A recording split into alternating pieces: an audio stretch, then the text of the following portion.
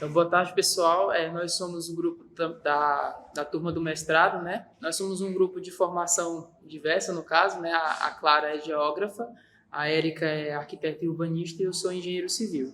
E nós vamos tratar hoje aqui do seguinte tema: cidades dispersas ou compactas, os paradigmas e dilemas do urbanismo sustentável na contemporaneidade. Então, para começar, a gente definiu que o nosso roteiro seria esse. Nós dividimos em 3 partes principais.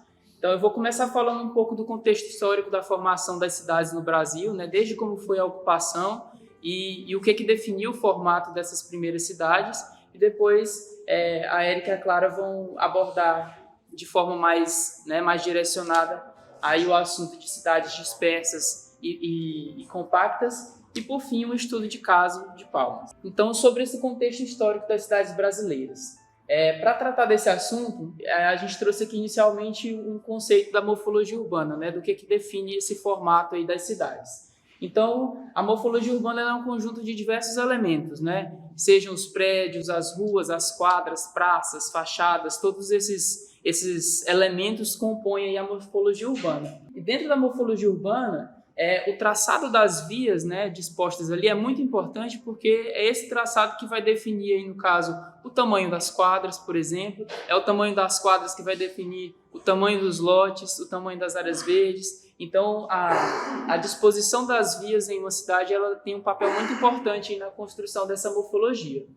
Quando a gente vê o mapa de uma cidade, o que a gente observa com mais clareza são aquelas linhas que são definidas, né, pelas ruas, avenidas e a parte da circulação. Então, quais são os fatores que afetam a forma da cidade?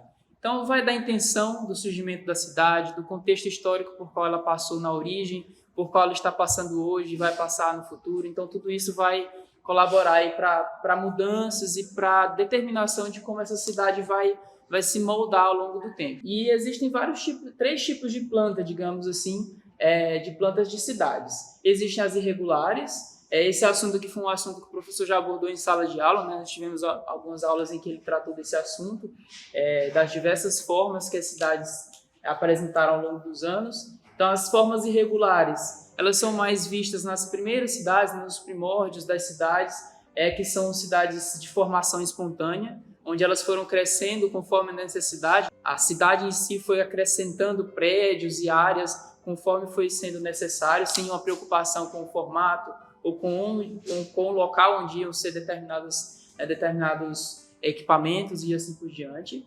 E nós temos as cidades regulares, que são aquelas cidades que foram realmente desenhadas antes de serem realmente concebidas, né? Dentro das cidades regulares, nós temos as radiocêntricas, eu vou mostrar algumas fotos aqui para entender melhor, e as ortogonais. E temos também uma junção dos dois tipos de planta, que são as cidades mistas, que é o que a gente vê hoje em dia, né, na maioria das cidades, que muito embora elas tenham nascido algumas vezes para serem cidades de planta regular, com o tempo vai se perdendo talvez o controle, às vezes você não tem o controle ali dos estudos de um plano diretor, então acaba que foge às vezes até mesmo do controle populacional e as pessoas vão se adequando, se ajustando da forma como dá, e acaba que essas cidades passam a ter uma configuração mista. É lógico que existe uma forma predominante, né? Algumas são predominantemente ortogonais ou radiocêntricas, mas no geral, se for olhar o contexto geral, elas se apresentam como cidades de planta mista. Então, alguns exemplos. Aqui são plantas irregulares. A gente percebe que não existe um padrão no tamanho das quadras. As avenidas, elas muitas vezes convergem para o mesmo ponto. Então, é até um pouco mais difícil de se orientar, né? A gente tem, às vezes, naquela cabeça a orientação ortogonal, que você sabe, ou essa rua está paralela com outra, ela está ortogonal, então aqui é mais difícil de se orientar. E elas foram crescendo conforme a necessidade, as quadras e avenidas foram sendo ampliadas conforme o passar do tempo. Essa é uma foto de Madrid, na Espanha. Um exemplo de plantas regulares, nós temos aí Barcelona, também na Espanha, que existe um padrão, né, de tamanho das quadras, de largura nas vias. E aqui um exemplo no Brasil é a cidade de Boa Vista, em Roraima.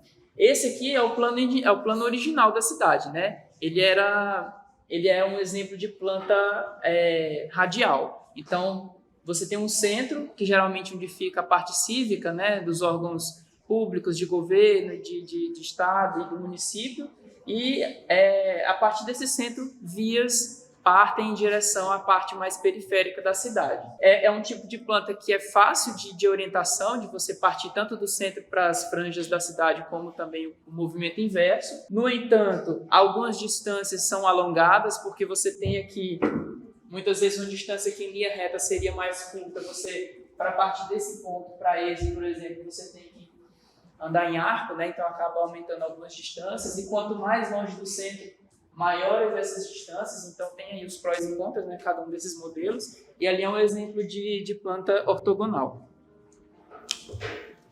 E aqui de plantas mistas. É interessante que algumas cidades, como o exemplo de Salvador, ela foi projetada para ser uma cidade de planta ortogonal, só que é um projeto que foi feito lá em Portugal, e ele seria apenas projetado, né, sobre o terreno da cidade de Salvador. Então a parte mais antiga da cidade, que é onde a cidade começou, onde se pretendia que fosse totalmente ortogonal, é bem visível, mas a gente vê que com o passar do tempo perdeu-se esse controle por conta mesmo da conformidade da geografia do local. A cidade acabou crescendo de forma mais irregular, então a gente tem uma planta mista.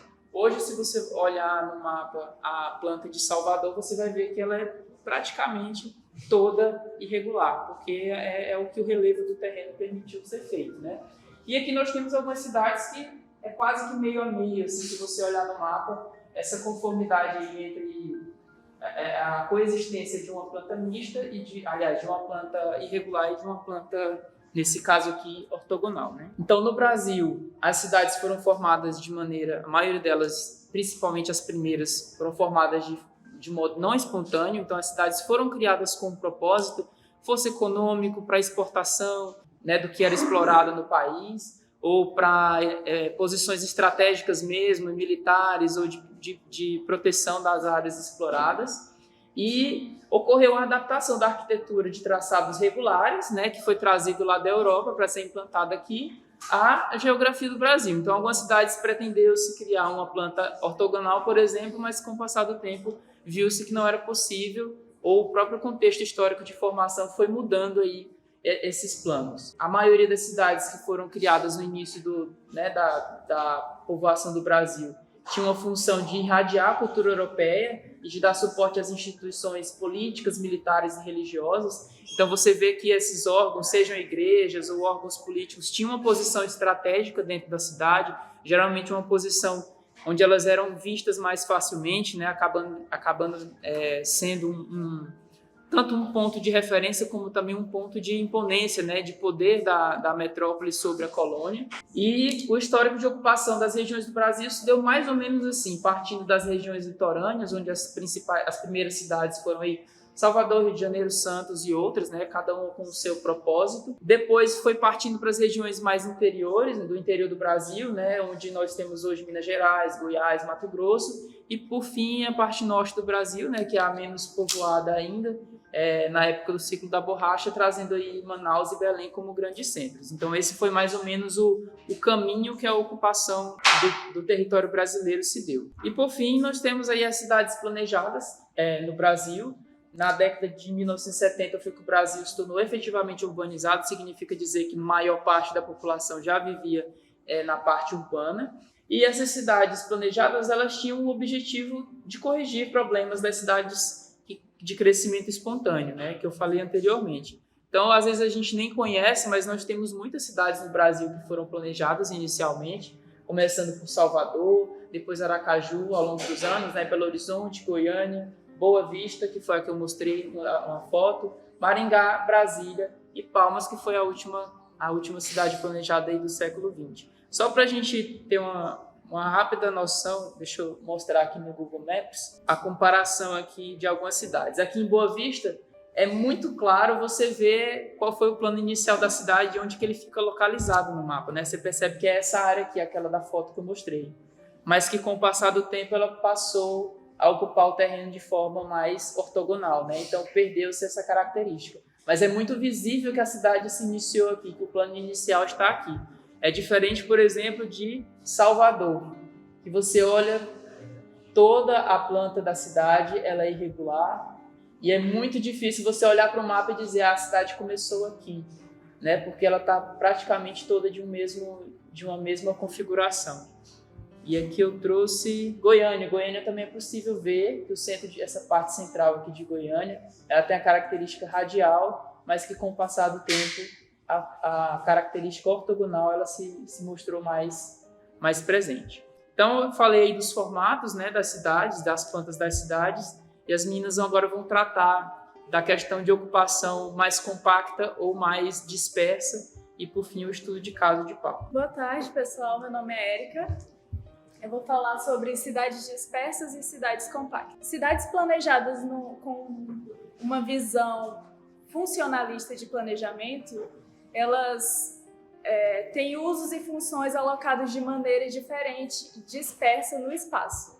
A gente pode ver esse gráfico, ele ilustra bem isso. Então, quando você aloca moradia em um lugar, trabalho em outro e lazer em outro, é necessário que seja provido uma maneira de se locomover para esses espaços, e isso acaba exigindo o deslocamento por meio de carro. Esse formato urbano ele também forma um espaço segregado que separa socialmente a população nesse território. Bom, e esse tipo de planejamento ele traz algumas externalidades negativas, várias externalidades negativas, como esse processo de ocupação que vai se tornando cada vez mais disperso e ocupando esse espaço natural, acaba eliminando muitas florestas, há uma superexploração dos recursos naturais e uma produção de resíduos em excesso. Essas cidades também têm um grande consumo de energia e a demanda de construção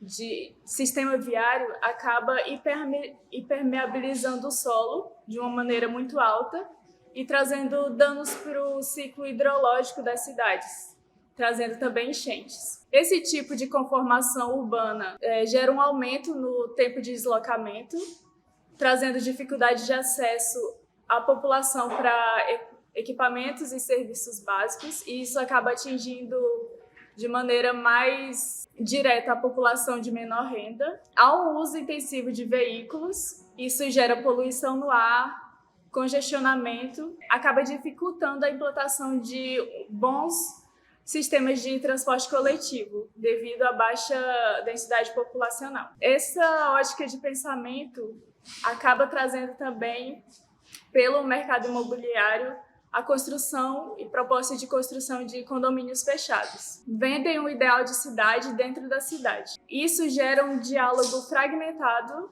de espalhamento urbano, transformando cidades em aglomerados habitacionais murados, e a cidade se torna uma paisagem hostil, com espaços monótonos e sem atratividade, como a gente pode ver nessas imagens. Agora falando sobre cidades compactas. As cidades compactas, elas juntam ou sobrepõem esses usos, a moradia, trabalho, lazer.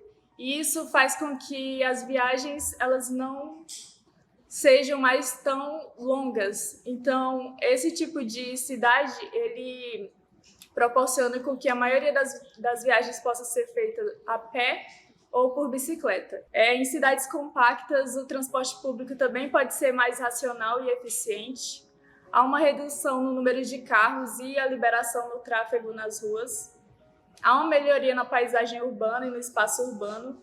E o espaço público se torna mais atrativo. Então, a rua não é só um espaço de transição, é também um espaço de permanência. Há uma sobreposição de funções, e essa sobreposição de funções induz a diversidade. A mescla de pessoas nesses espaços supõe uma maior estabilidade social, porque aumenta o número de círculos reguladores recorrentes. Há também a diminuição no consumo de energia e conservação dos sistemas agrícolas naturais. Bom, aqui eu trouxe uma citação de Oliveira e Menezes, que fala sobre a relação desequilibrada entre densidade populacional e infraestruturas, implica na diminuição da qualidade ambiental do espaço urbano e em dificuldades para o poder público manter um equilíbrio financeiro. Uma área com baixa densidade populacional acarretará em maiores distâncias a serem percorridas pelas pessoas e na subutilização de infraestruturas, encarecendo sua implantação e manutenção. Por outro lado, uma área com excessiva densidade populacional poderá custar uma sobrecarga nas redes de infraestrutura, ocasionando inadequações como a baixa qualidade dos serviços urbanos e danos ambientais advindos da alta impermeabilização do solo, assim como a diminuição da ventilação e insolação necessárias aos ambientes das edificações. Bom, o Mascaró, ele indica um índice ideal de ocupação do solo sobre o ponto de vista do custo-benefício para as infraestruturas, que seria de 300 habitantes por hectare.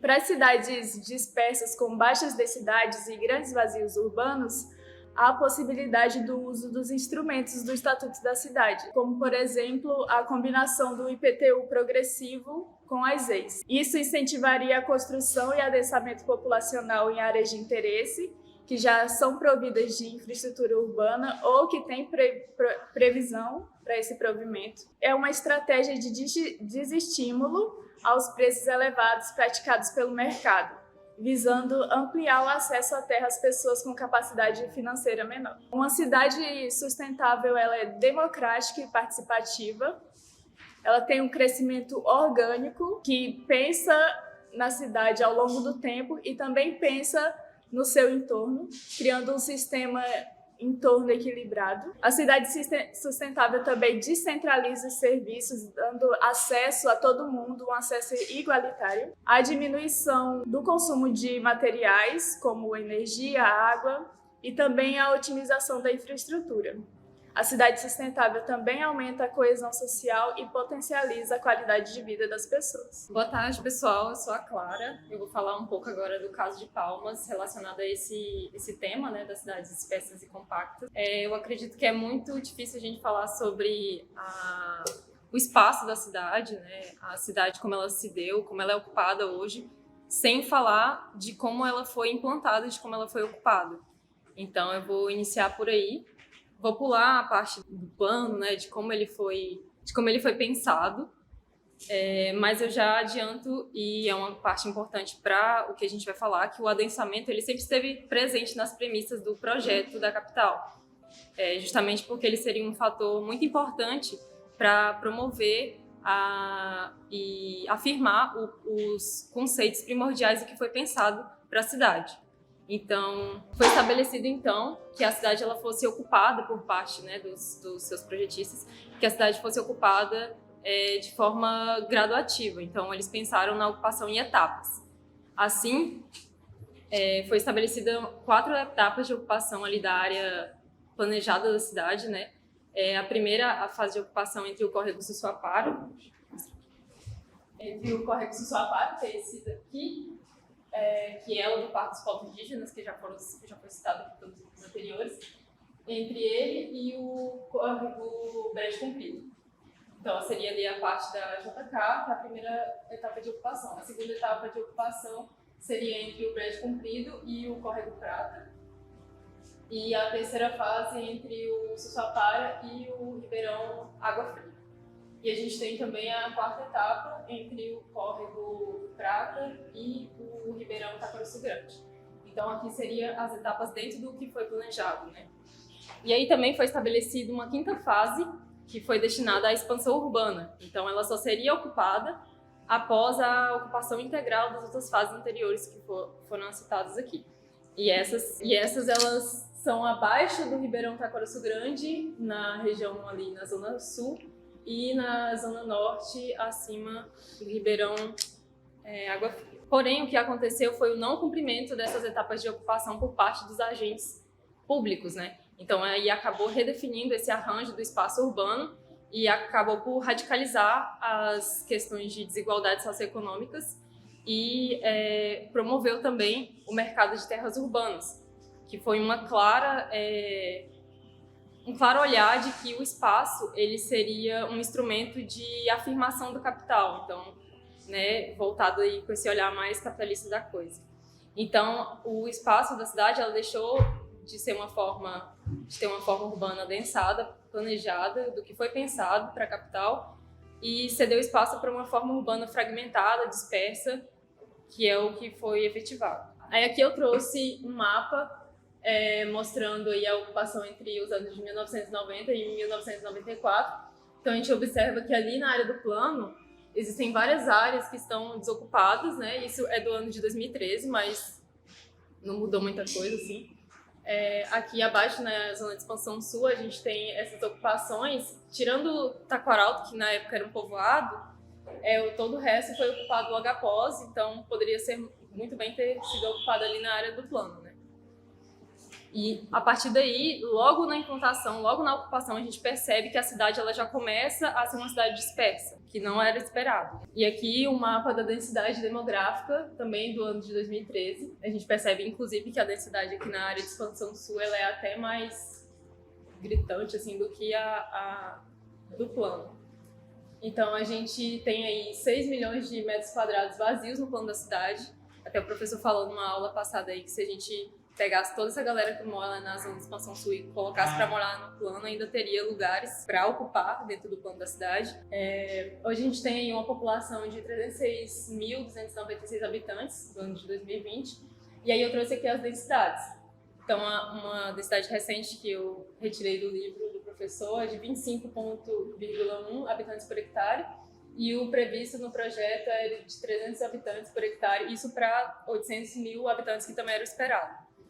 E aí eu trouxe o previsto para 200 mil habitantes, que foi o outro número de habitantes citado, e calculei que seria mais ou menos 75 habitantes por hectare, que é o mais próximo de habitantes que a gente tem hoje, né? Então, mostra que a gente está muito abaixo. Tá, aí aqui a gente tem, como eu disse, o plano de ocupação, ele foi corrompido por parte dos agentes públicos. Então, eu trouxe aqui 2 exemplos de ações que foram feitas, né? Existem outras, mas a gente não vai falar, porque demoraria mais, mas tem aí a não efetividade do princípio legal da retrovenda. O que acontece? Quando pensou em ocupar a cidade, o Estado ele promoveu leilões, doações de terra para proprietários provisórios, digamos assim. Eles tinham o tempo de 3 anos para construir, microparcelar, seja o que for, mas que trouxesse a questão da função social daquele imóvel, né? Que ele fosse um imóvel que valesse para a cidade e que trouxesse o que ele deve ser, né? Trazer a função. E o que acontece é que não ocorreu isso. A gente tem imóveis hoje na cidade que dessa época que nunca foram ocupados, enfim, tiveram essa função social. Então, isso induziu a retenção de terras, né? Porque o Estado simplesmente não tomou, ficou por isso mesmo. E a criação de bairros fora do plano, que aí também promove a expansão da mancha urbana, né? A gente tem todo um plano para ocupar e o Estado simplesmente cria de acordo com a demanda social, né? Que é o que se fala, mas, enfim, o plano está aí para ser ocupado, independente de quem seja. Então, houve aí a expansão, e aí eu trouxe alguns desses bairros aí, começando pelo Jardim Aureni, né? Que teve aí 4 etapas e tudo, e os outros. Quando a gente pensa conceitualmente sobre os vazios urbanos e estuda sobre isso, e trazendo o caso de Palmas, a gente percebe que existem 2 agentes principais que levam esses vazios urbanos, que seriam os agentes privados, né, que seria o mercado aí imobiliário, as ações dos investidores, tudo que interfere muito nessa questão, e os agentes públicos, né, que são as políticas públicas territoriais e a condução que é feita pelos líderes em relação a isso. Então, a gente tem também essa relação, e com isso tem a relação do valor do imposto e o valor imobiliário, né? E a manutenção da municipalidade. E aqui eu vou mostrar para vocês um gráfico, que inclusive é do trabalho do professor Beazoli também. Isso em azul é o valor atribuído pelo mercado imobiliário. Então, é o valor que o mercado imobiliário atribui por metro quadrado de uma quadra. E em vermelho, a gente tem o valor atribuído na planta valores genéricos, né? Que é a planta que baseia o IPTU. Então, a gente pode ver que em toda situação... aqui é o valor do metro quadrado pela distância do centro da cidade. Então, a gente pode ver que em todas as situações, o mercado imobiliário, ele viaja, né? Ele cria valores, assim, exorbitantes em relação à planta. E aí a gente observa que tem um imposto que tem que ser cobrado, mas... E aí, você vai lucrar muito com isso. Então, meio que fica por isso mesmo e acaba que as pessoas fazem a ação de especular, elas ficam com lote porque vale muito mais a pena. Aí aqui eu trouxe algumas imagens dos vazios urbanos, algum deles. Tá, e aqui eu trago algumas considerações a partir do caso de Palmas.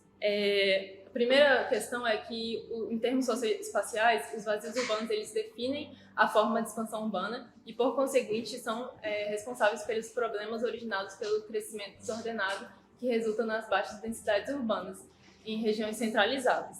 Então, a gente tem aí um crescimento em desordem por conta de que existem pessoas que têm a posse de grandes glebas, né? E que as pessoas de mais baixo poder aquisitivo não podem comprar porque não conseguem comprar. Então, elas vão morar num local que nem foi organizado, nem foi pensado para as pessoas morarem ainda. A segunda questão seria que não existe, né, racionalidade no processo de ocupação do solo via segregação. Tanto no aspecto econômico, pela relação de custo-benefício, né, óbvio, a gente pensa, por exemplo, a questão de ocupar em etapas. Era muito importante fazer esse tipo de ocupação porque você estruturava aquela etapa, né? A primeira etapa, estruturava a primeira etapa, trazia infraestrutura, asfalto, iluminação, tudo, ocupava. Partia para outra, fazia a mesma coisa, estruturava, ocupava. Assim, evitava muitos gastos, né? Com infraestrutura e não precisava, trazer infraestrutura lá para um lugar distante, você podia adensar primeiro, estruturar primeiro. Enfim, então não tem uma lógica racional nisso, em você ocupar uma cidade de forma segregada, sendo que isso não é planejado, sabe? E, como eu falei, ocasiona problemas para a municipalidade, né? Que tem que manter a municipalidade e fazer a manutenção dos espaços. E, obviamente, traz problemas para a qualidade de vida da população, né, que é a que mais sofre, tendo que deslocar, como a Erika falou, deslocar grandes distâncias para poder chegar ao centro, para trabalhar, para estudar, enfim. A terceira parte aqui seria o que fazer, né? Na legislação municipal existe, né, algumas questões sobre o uso e ocupação do solo, que especifica o índice de taxa de aproveitamento, o Código de Obras e algumas ferramentas do Estatuto das Cidades, entre muitos outros mecanismos de regulação previstos na lei do plano diretor, podem servir como impedimentos dos vazios urbanos. Entretanto, o controle efetivo da densidade é inexistente, porque devido às pressões sociais, por não haver políticas institucionais na área habitacional e, finalmente, pelo descontrole ocasionado pelo mercado imobiliário. É isso. Quem tiver dúvida pode direcionar as perguntas, que agora a gente finalizou, então vai ter a hora do debate.